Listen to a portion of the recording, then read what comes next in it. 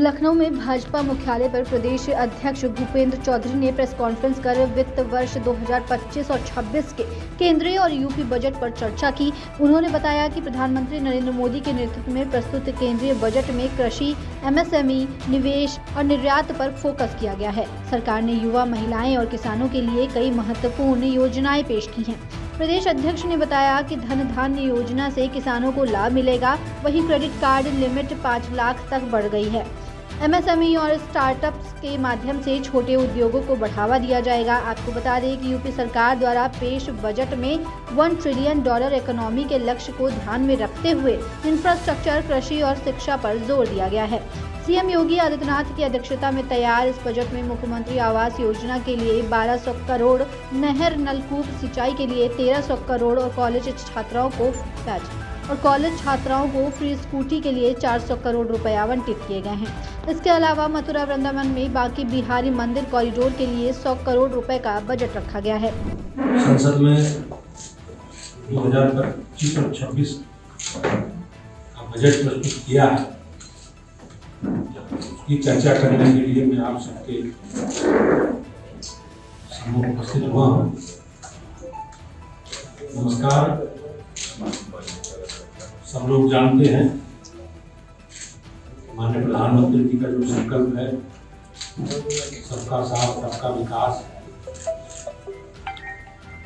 ये बजट हमारा उसी लक्ष्य को समर्पित है। ये बजट विकसित भारत की दिशा में बढ़ता हुआ महत्वपूर्ण कदम है और इसमें विकास के जो 4 इंजन हैं, इन चारों को फोकस किया गया है। ये विषय है कृषि, एमएसएमई, निवेश और निर्यात। इन चारों को केंद्र में रखा गया है। बजट में गरीब, युवा, किसान और महिलाओं पर ध्यान केंद्रित करते हुए विकास के उपायों को प्रस्तुत किया गया है। पहला इंजन है, पहला विषय है कृषि, किसानों की समृद्धि का संकल्प।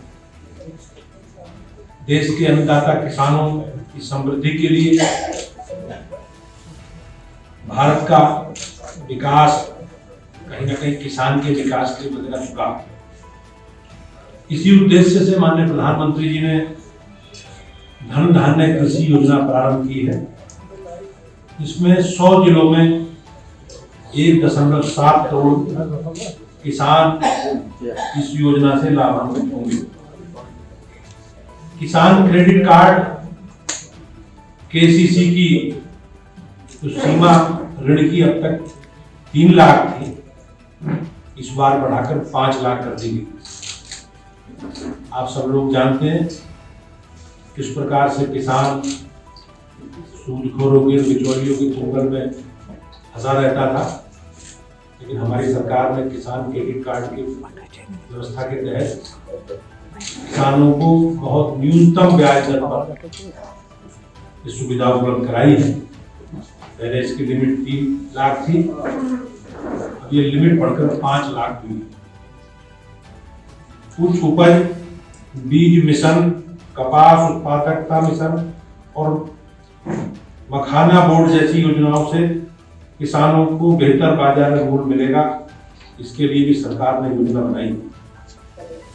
दूसरा इंजन है एमएसएमई। इसमें छोटे उद्योग में बड़ा बदलाव देखने मिलेगा। देश का हर छोटा उद्योग, हर स्टार्टअप भारत की नई अर्थव्यवस्था की नींव रख रहा है। सूक्ष्म उद्यम क्रेडिट कार्ड के तहत 10 लाख एमएसएमई को 5 लाख तक की ऋण सुविधा उपलब्ध कराई जाएगी। चमड़ा, फुटवेयर उद्योग में 22 लाख नए रोजगार सृजित करने का लक्ष्य निर्धारित किया गया और 1.1 लाख करोड़ का निर्यात का भी लक्ष्य तय किया गया है। खिलौना उद्योग में मेड इन इंडिया ब्रांड को वैश्विक स्तर पर पहचान मिलेगी। बिहार में राष्ट्रीय खाद्य प्रौद्योगिकी संस्थान की स्थापना से खाद्य उद्योग को बढ़ावा मिलेगा। स्टार्टअप के लिए 10,000 करोड़ का अतिरिक्त योगदान दिया जाएगा ताकि नवाचार और उद्यमता को बढ़ावा मिल सके। इसको भारत को आर्थिक शक्ति बनाने के लिए निवेश बढ़ाने पर जोर दिया गया। शहरी चुनौती निधि 1 लाख करोड़ का आवंटन इसमें किया गया है, जिसमें शहरी को विकास का केंद्र बनाया जाएगा। जल जीवन मिशन के तहत अब तक 15 करोड़ परिवारों तक स्वच्छ पेयजल पहुंचाने का काम सरकार ने किया है और इसी मिशन की अवधि 2028 तक बढ़ा दी गई। समुद्री विकास निधि में 25,000 करोड़ रुपए की योजना, जिससे भारत में बंदरगाहों और जहाज उद्योग को निश्चित रूप से बढ़ावा मिलेगा।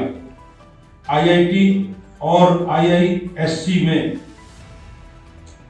10.00 नई रिसर्च फेलोशिप दी जाएगी। 200 डे केयर सेंटर खोले जाएंगे, जिसमें हर जिले में सस्ता और सुगम इलाज मिल सके। परमाणु ऊर्जा मिशन 20,000 करोड़ के निवेश से 2033 तक 5 स्वदेशी छोटे मॉड्यूलर रिएक्टर विकसित किए जाएंगे। उड़ान योजना के तहत 120 नए हवाई अड्डे बनाए जाएंगे और बिहार में ग्रीनफील्ड एयरपोर्ट विकसित किया जाएगा। चौथा इंजन है शक्ति बनाने की पहल के तहत मेक इन इंडिया नीति के तहत अब पूरी दुनिया में अपनी छाप छोड़ रही है। निर्यात संवर्धन मिशन भारत को निर्यात का हब बनाने के लिए एक नई पहल है। एयर कार्गो के लिए भंडारण की सुविधा बढ़ाई जाएगी, जिससे कृषि और खाद्य उत्पादकों को निर्यात किया जाएगा।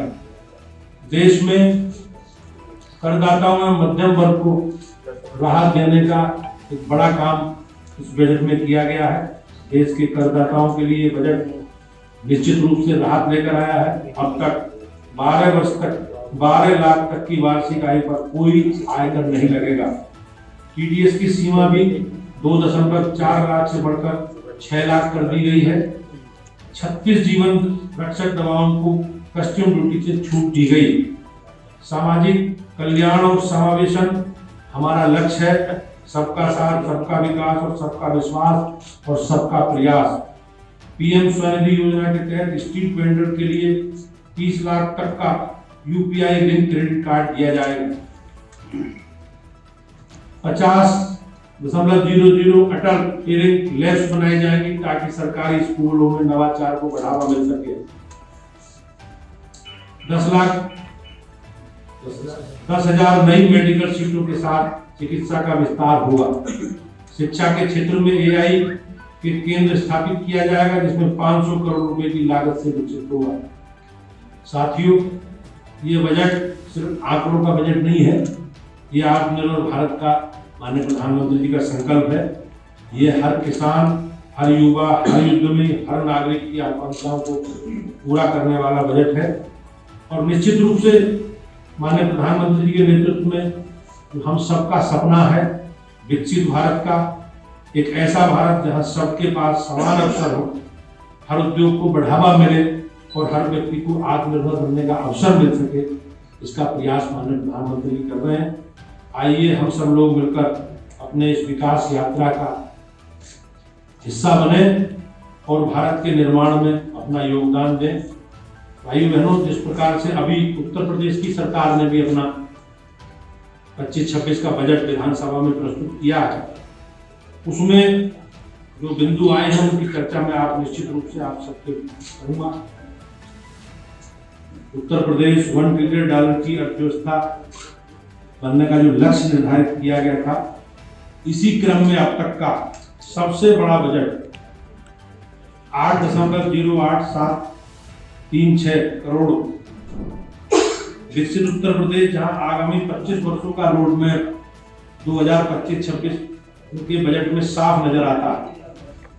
इस बजट में इंफ्रास्ट्रक्चर डेवलपमेंट पर 22%, शिक्षा पर 13%, कृषि से संबंधित सेवाओं में 11%, चिकित्सा एवं स्वास्थ्य के क्षेत्र में 6% और सामाजिक सुरक्षा के कार्यक्रमों पर 4% संसाधनों के लिए धनराशि आवंटित की गई। वाराणसी, प्रयागराज, मेरठ, गोरखपुर, कानपुर, झांसी, आगरा में मुख्यमंत्री श्रमजीवी महिला छात्रावासों के निर्माण के लिए भी धनराशि व्यवस्था प्रस्तावित की गई है। मुख्यमंत्री कन्या सुमंगला योजना के तहत 700 करोड़ रुपए के लिए 2980 करोड़ रुपए की व्यवस्था इस बजट में की गई है। मुख्यमंत्री युवा उद्यमी विकास योजना के तहत 1000 करोड़ रुपए और मुख्यमंत्री स्वरोजगार योजना के तहत 225 करोड़ रुपए खर्च किए जाने का लक्ष्य निर्धारित किया गया है।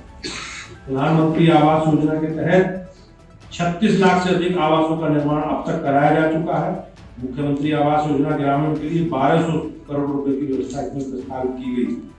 गन्ने के भुगतान के लिए 475 करोड़ रुपए की व्यवस्था की गई है और अब तक का सर्वाधिक गन्ने का भुगतान हमारी सरकार ने किया। नहर और सरकारी नलकूपों से किसानों को मुफ्त पानी हेतु 1300 करोड़ रुपए की व्यवस्था की गई है। बेसिक शिक्षा परिषद के लिए होने वाली संचालित प्राथमिक एवं उच्च विद्यालयों की सुविधाओं के विकास के लिए 2000 करोड़ रुपए की व्यवस्था की गई। राजकीय उत्तर माध्यमिक विद्यालयों के लिए आधारभूत ढांचे पर विकास के लिए 779 करोड़ रुपए इस बजट में खर्च करने का प्रावधान है। 80 करोड़ से डिजिटल पुस्तकालयों की स्थापना की जाएगी।